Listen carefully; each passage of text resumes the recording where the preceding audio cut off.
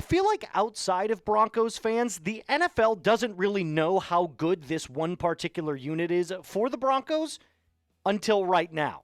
Welcome in Broncos country to the Broncos Breakdown by Chat Sports. My name is Moose, and on today's episode, we are going to finally get the credit that the Broncos defense deserves from a very, very trusted NFL source. Pro Football Network does this every single year. So they rank the offense and they rank the defense based off of one complex algorithm. I'm not here to break down what the algorithm is except for, what they kind of give you as a guideline. So here's what they say about their defensive rankings. They say the rankings combine statistics such as yards per play, points per drive, sack percentage, etc., etc. We don't really need to go into a deep dive, but they do put all of these statistics together. They come up with one weighted answer, and then they come out with a number overall. And that highest number overall is what you would get for your total, number one or number two defense. So the higher the number, the better the defense is. And before we break down where they had the Broncos ranked, I want to make sure that you know how to turn on your notifications. Because if you're not a part of the Noti gang, man, what are you doing? So here's what you got to do. Step one. Hit that subscribe button. Can't have those notifications turned on if you're not subscribed, right? Step two, click the notification bell. Ding! You're going to get a little option pop up for yourself, and you select all. And once you do that, you are locked in, going to get a notification every time we go live and every time we put out a video. So, after all of these numbers were weighted together, they came out with 3 top defenses. Well, actually, they ranked all 32, but I don't want to bore you with all the other ones because it doesn't really matter. Here are the top 3 defenses according to Pro Football Network. Number 3, the Minnesota Vikings. Obviously, Brian Flores has done an excellent job out there reshaping the framework of that defense. Super heavy blitz type of defense. They do an excellent job out there. Good enough for number 3. At number 2, this should come as no surprise, the reigning Super Bowl champion Philadelphia Eagles, who put together one hell of a roster. Vic Fangio does an excellent job out there as well. They've just got so many great players. And Pro Football Network actually had this to say about the Eagles. They said consistency is a vital portion of any profession, but the 2024 Eagles proved that you can reach the ultimate goal if you run hot. By our metrics, they have been as volatile as any unit in the sport, and good for them. They won a Super Bowl. They should have no qualms against how their season went. They had an unreal season. Saquon Barkley's absolutely insane.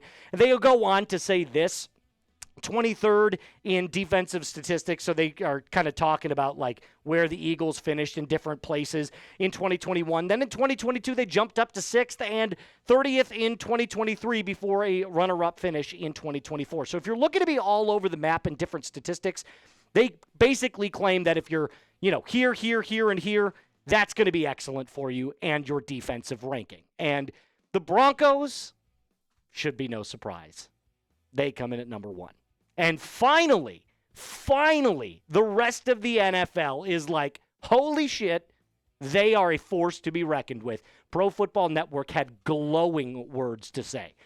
They said Pat Surtain is the reigning defensive player of the year and projects to stifle the pass game for a long time. The Broncos also showed a lack of compliance during the draft as they not only added Jahdae Barron, a corner out of Texas, with the 20th overall pick, but a pair of high-pedigree edge rushers in the middle of the proceedings, talking about Savion Jones and Q Robinson. This is the gold standard for defense right now in the NFL with the roster they've constructed.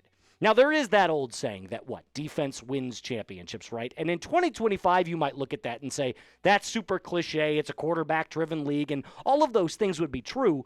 However, let's just take a look at the numbers, because numbers don't lie. That's why you kind of have to love math a little bit. 8 out of the top 10 defenses on PFN's list made the playoffs in 2024. So even if you're not winning championships, like we saw with the Philadelphia Eagles, who ranked number 2 on this list, 8 out of the 10, so 80% of the top defenses in the NFL made the playoffs. So what does that tell you? You got to have a good defense. And to me, I don't want to, the defense as a whole for the Broncos is really special, but they're led by what I call the defensive pillars. And that is one player in each defensive unit, in my opinion, that leads that particular unit, that specific unit. So let's start with the defensive line. That is led, obviously, by Zach Allen, who I don't think this needs to be said, had one of the greatest seasons in the NFL last year for any defensive lineman. And if you don't believe me and you're like, well, those numbers look okay, how about this for you? Since 2010, only 5 players have had 40-plus quarterback hits in a season. J.J. Watt, Hall of Famer. T.J. Watt, soon to be Hall of Famer. Aaron Donald, Hall of Famer. Nick Bosa, All-Pro. And Zach Allen. So take that for what you will. Now, I do have a 2025 goal for each one of these defensive pillars. And for Zach Allen, it's to get paid, because he is coming up on a contract year in 2026, and lock down this line. Make sure that going forward, you are the focal piece for this defensive line. It starts and stops with you, my friend. And if you're somehow watching this, I hope you get your money. I hope it's from the Broncos. I hope George Paton and Sean Payton clearly see the value that you bring to this team. So I hope you get paid and you lock down this line as well. Let's go to our first edge rusher, which is also on the defensive line, but I feel like because an edge can kind of drop back in coverage as well, it deserves its own special category, because that's primarily what Nik Bonitto's job is, right? To get after the quarterback. And he shot out of a cannon last year. Started actually a little bit slow, believe it or not, first couple of weeks, but then really took off the latter half of the season. And these are excellent numbers. 13 and a half sacks is nuts. Super high PFF grade. We love everything about what he showed last year on the team. And he led the Broncos in sacks last year, 13 and a half. And his Robin to Bonitto's Batman, Jonathan Cooper, also put out an astounding season right alongside of him. Between the two of them, 24 sacks combined, making them one of the most feared edge rusher duos in the entire NFL. Now, I'm sure you're wondering, what is your goal for Nik Bonitto? Duplicate what you did last year. Because truthfully, if you look at the numbers, this was the first year that we really saw Nik Bonitto shine. And that's not to say it's a one-hit wonder. I don't think that's the case. But you also have to go out and produce if you want to be taken seriously as one of the top edge rushers in the NFL.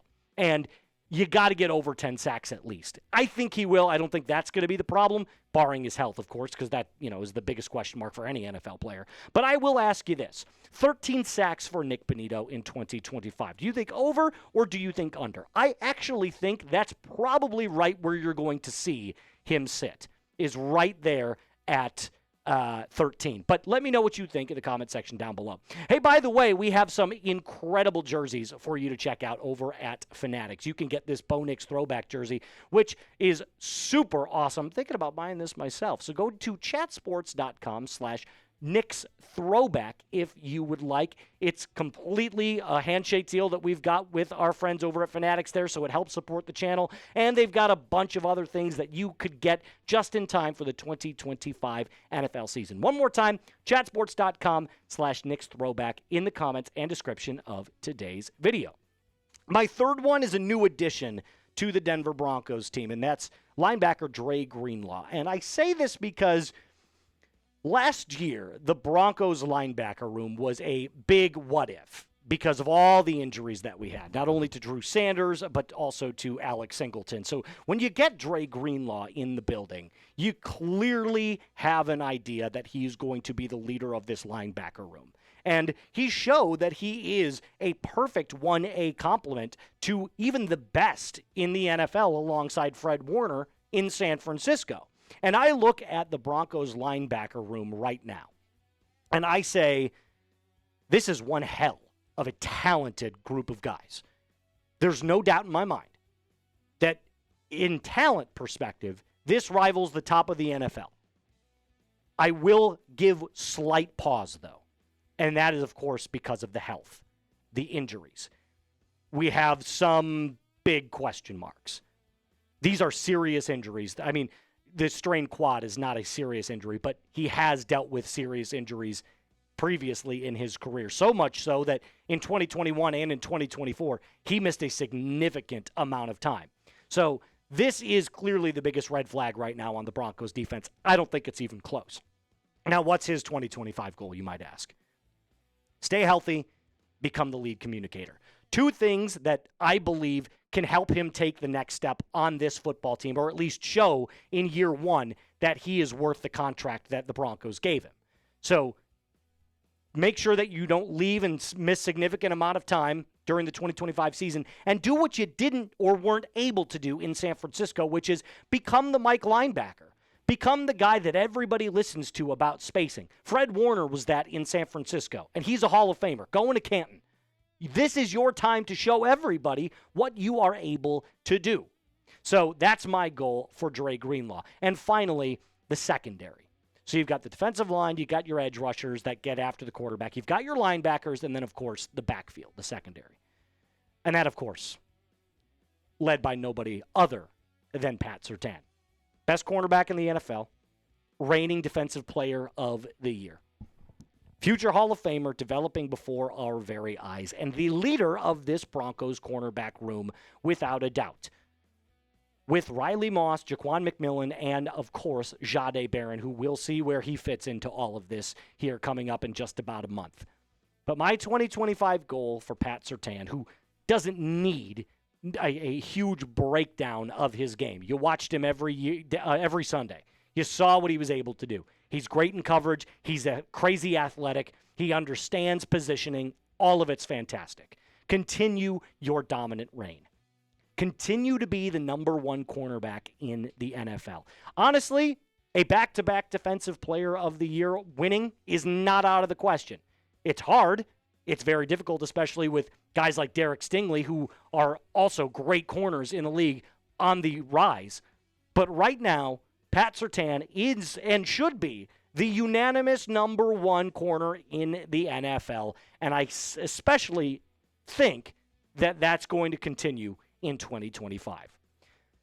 If you're still with me, appreciate it. Thumbs up to you. And if you could like the video, that'd be great. But also, spam Go Broncos in the chat below if you made it to the very end of today's video. These longer videos that we're able to do, I realize if you're like, oh my gosh, this is just a ton to get through, you are absolutely a real one. So shout out to you, spam Go Broncos in the comment section down below. That is going to do it for us on today's episode. And for the day, we'll be back tomorrow with another Broncos video just for you. Remember to subscribe if you haven't. And as always, be cool.